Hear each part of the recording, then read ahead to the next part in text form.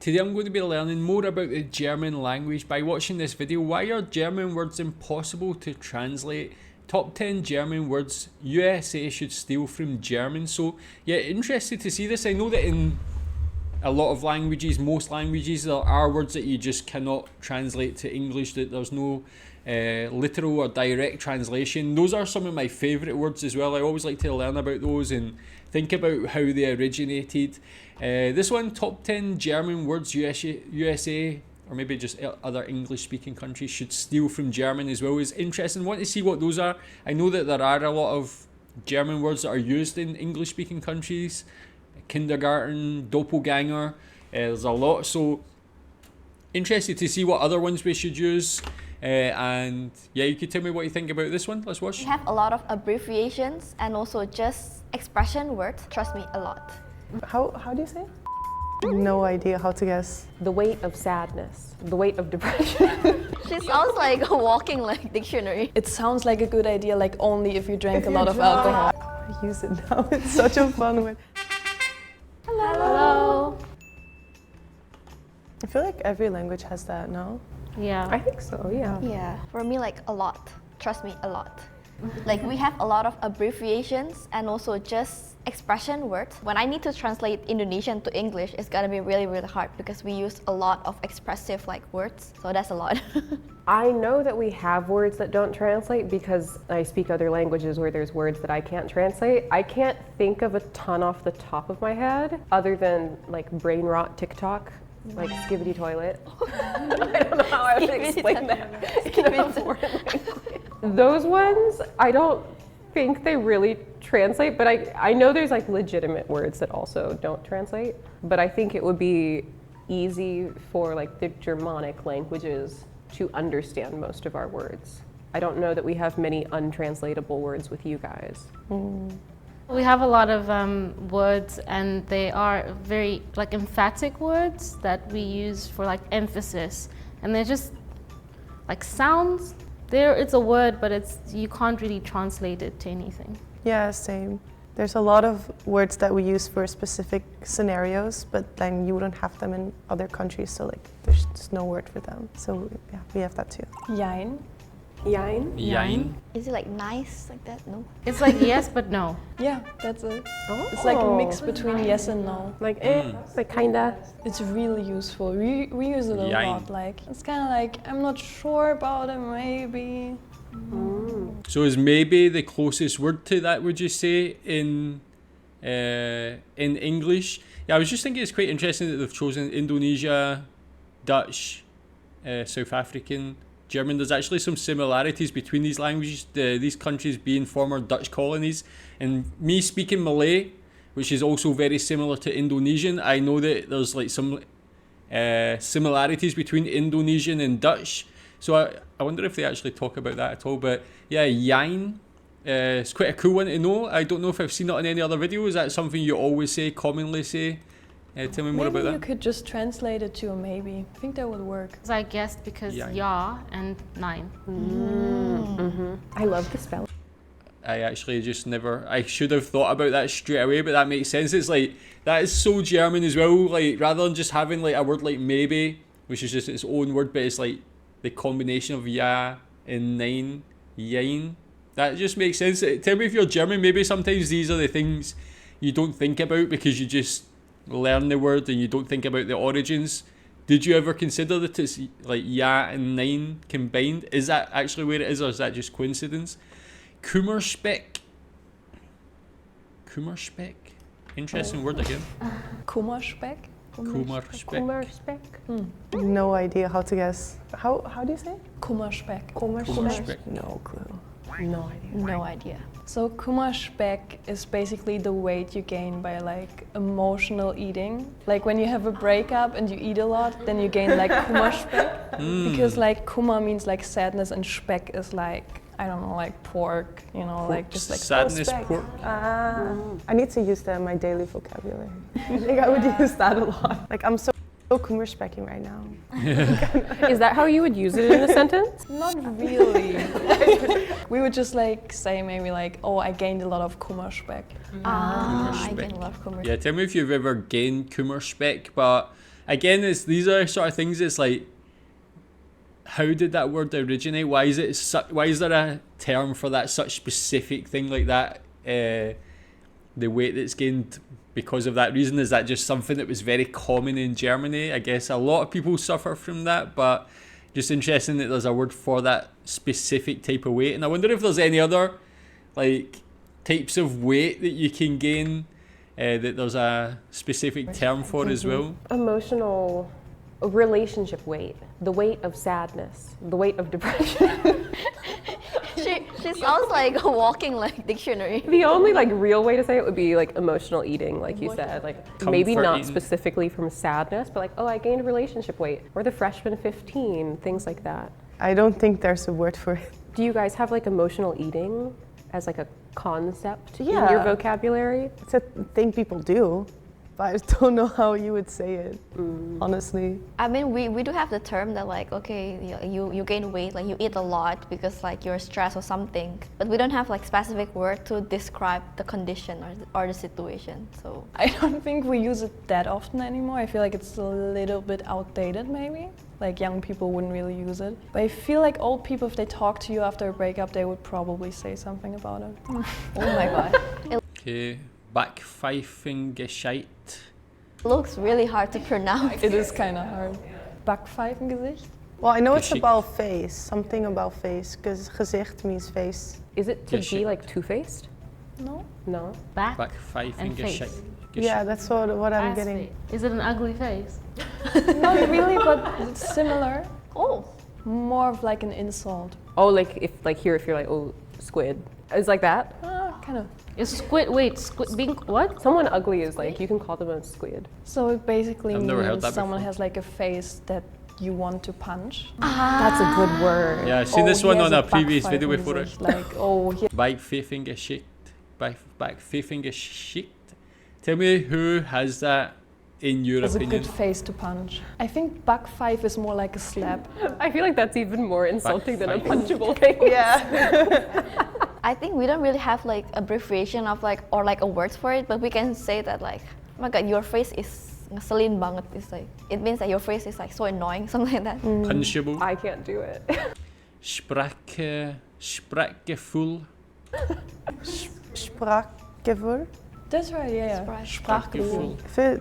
Doesn't it mean if like someone talks too much or something? No. What is full? Like the feeling of something? Gevoel, feeling. I think we have no guess. No idea.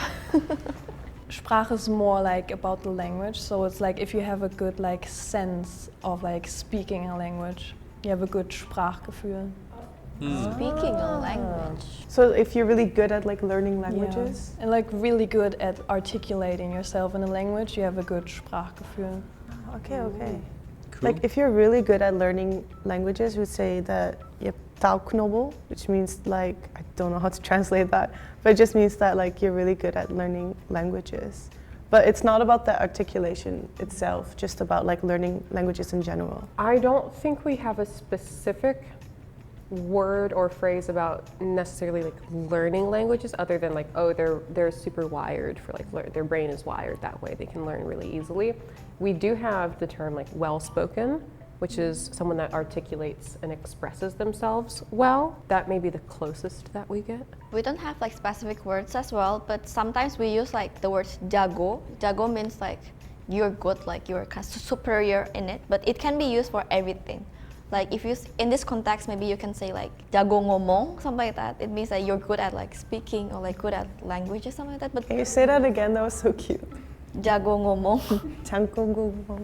That's so cute. Because there was like a song that went viral a couple years ago called Abang Jago.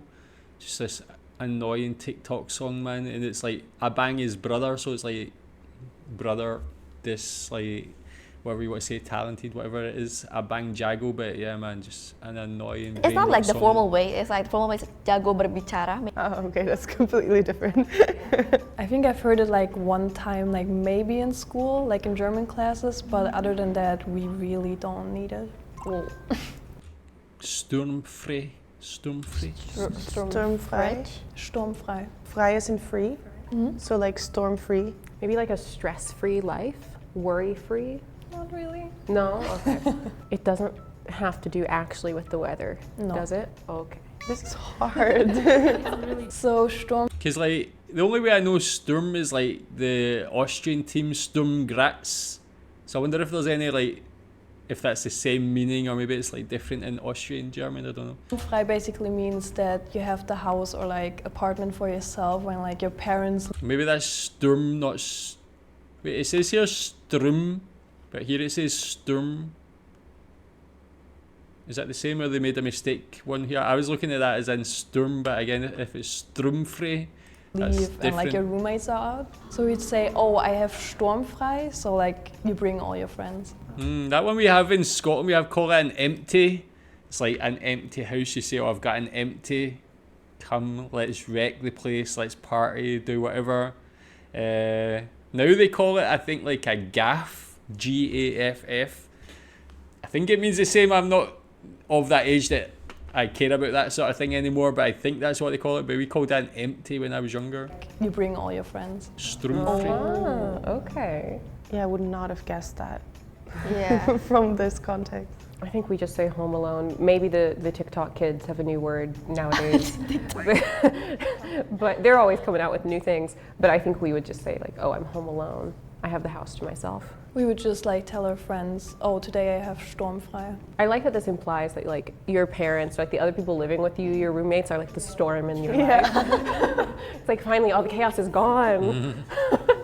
Yeah, for me, like in Scotland, that's when the chaos began. Like when the parents were away, then yeah. Tell me what's the craziest Sturmfrei you've ever seen? If it's like, is it a sort of thing where people party, or is it just you just go around and hang out? Oh, we use it a lot. Because like it had like a good feeling to it, because it's not only like I'm home alone, it's like, oh, like it's empty, like I have freedom. let's like all drink at my place. Yeah, Sturmfrei. okay, that's it. Like in the Netherlands, we do have this little saying that's like, wanneer de katten van huis zijn, dansen de muizen op tafel. Which means like, once the cats leave home, the mice dance on the tables. Like, we have something like that, but it's not a word. It's just Got a their saying. own idiom That's super long. for I know you were like, we have That's this why you other wouldn't thing say that. we So say. it's like Schnapsidee. Schnapsidee. Yeah, the only thing I know schnapps is the drink, but Schnapsidee. That sounds quite a fun word actually. I don't know if it's being getting drunk on It's really good. schnapps. Schnapsidee. Like that's a good Schnapsidee. idea. Something like that. It's like brilliant, something like that. Yeah. It's something like that, but then also kind of like the complete opposite. Something about like having good ideas, but Oh, so if someone says something like a stupid idea, you're like, wow, that's such a Schnapsidee. Oh. Yeah, I got one. because it's like Schnapsidee is like about like alcohol, because schnapps is alcohol. So it's like it sounds like a good idea, like only if you drink a lot of alcohol. I Yeah. love. That's actually a funny one to say actually. It's like a drunk idea, man, or like, yeah. Is it almost like being a bit sarcastic or something like that as well, could you say? Yeah. Only good. I would actually like, I feel like that's probably the one we could use in the UK the most, being like that we are always being sarcastic. You know, it's a Schnapsidee. Your idea is just a drunk idea. But when you're drunk. Very good. Use it now. It's such a fun one. I use it maybe not that much because I don't drink that often. But if I do drink with friends, I think it does come up quite a lot. It's like you just talk to them and you just say like, oh, that's like such a Schnapsidee. Head. Cough. Kopfkino? Kopfkino? Kopfkino. Is it something related to like coffee? No. No, it's cough is like head. What does the kino part mean? That will definitely give it away. Okay. It's not really something with emotions. So I'm curious as to what you'll tell us that the kino part means, if you think that'll give it away. So kino means like movie theater. Head in movie theater. Too hard. Too hard. So Kopfkino basically means when you like imagine something in your head. So you use it like mostly in positive ways, but like also in kind of like unfortunate ways, like, oh, now I have Kopfkino. When someone like explains something to you and then you imagine it without wanting to imagine it. Yeah, I've definitely been in that situation before, man. I guess you could probably think when people tell you things that you don't want to think about, but Yeah, again, like, I don't think there's any word in English that has the same meaning, so that's really cool to know. Again, like one of these things, like, why is that a necessary like, word? oh, Kopfkino. But it's cool. Is it like something like delulu? Yeah. Like daydreaming, that would probably be the closest for us. No, we don't in Indonesia, but like a lot of people say like delulu maybe.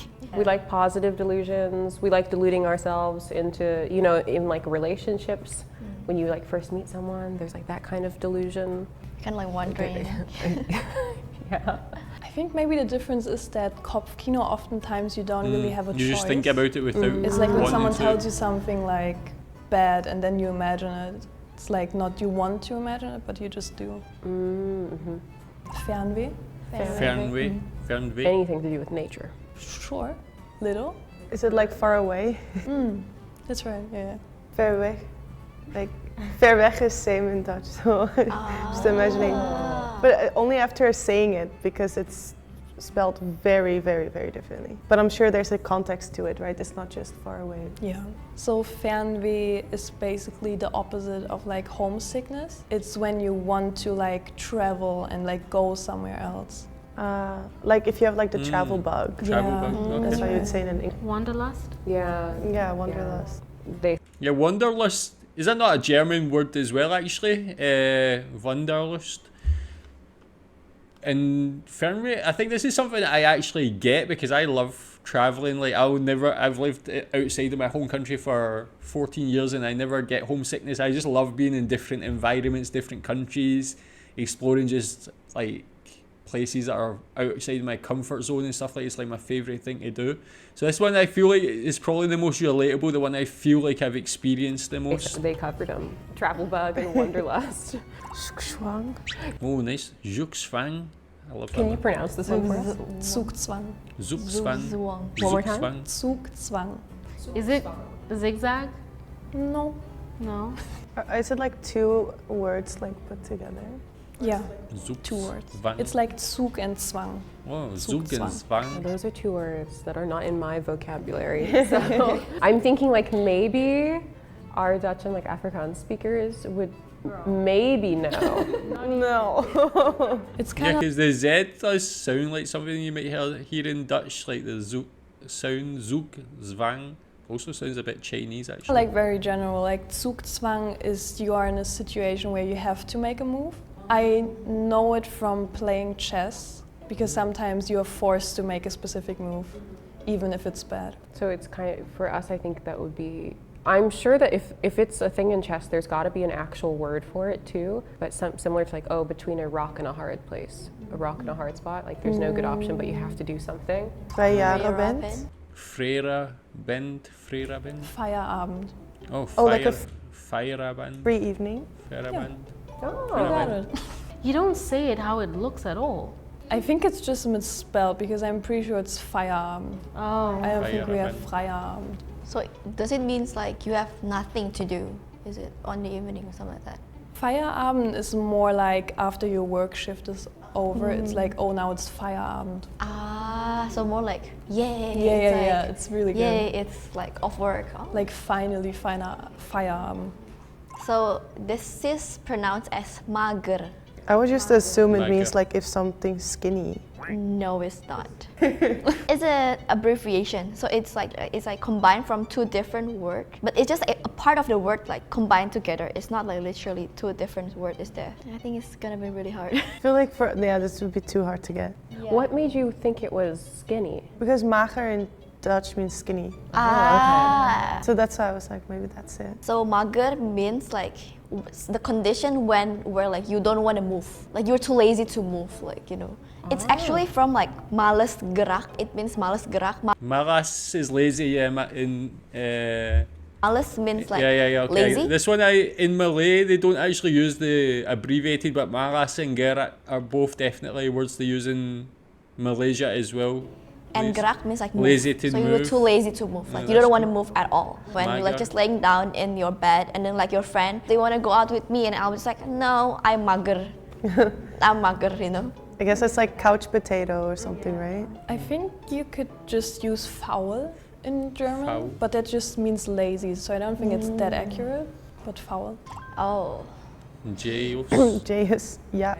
Jayus. Actually, we don't really use this word often these days. It's quite like old these like slangs, I would say. How would you say it? Jayus. Jayus. Yeah. Is this also a combination of No, it's words? not. As far as I know, it's not. I think it's like more like early 2000 word. Like, Do you guys have any no guesses? guess? Any guess? No. Yeah. So it actually like just a word. I don't think it's an abbreviation or something. It means like when someone make a joke and then it's not funny, like Yeah. lame joke. Your joke is jayus, something like that. Oh, I like this Masuk one. It's angin, pronounced like masuk angin, like masuk means to enter something. Or this is in Malaysian or in Malaysia. Angin is like wind. So I don't know, like the Indonesian might have their own meaning of this. So it's like enter the wind. So I'm interested to see what this actually means in as Indonesian. masuk angin. Yeah. So masuk is enter. Okay. Angin is wind. If you enter the wind, Is this Maybe like a when you go into like a stormy situation or something like that. Maybe like that's what I'm going to guess it means. longer meaning? Like, oh, speak of the devil and he shall come type of thing? No. It's like to express a condition. I was like, is it farting? Yeah. Similar, like could be. Burp Is or it something. burping? It's kind of like similar, farting or burping, but it is actually means like when you're not really feeling well, actually like you call it enter wind because like we kind of like try to emphasize that like the wind entering your body so you feel sick. Ah, You okay, know, that makes the wind sense. entering your body so you feel sick. you would say this word as gezellig. I think it's a Gezellig. very Yeah, like popular word, I feel like. When Okay, so I think that's all the German ones. I never knew it was going to go through the other languages. Just wanted to see what the Indonesian ones were like there. But yeah, tell me what you think about that. Tell me what you think about those German words, how often you use them. Yeah, interesting. Tell me what you think. Thanks.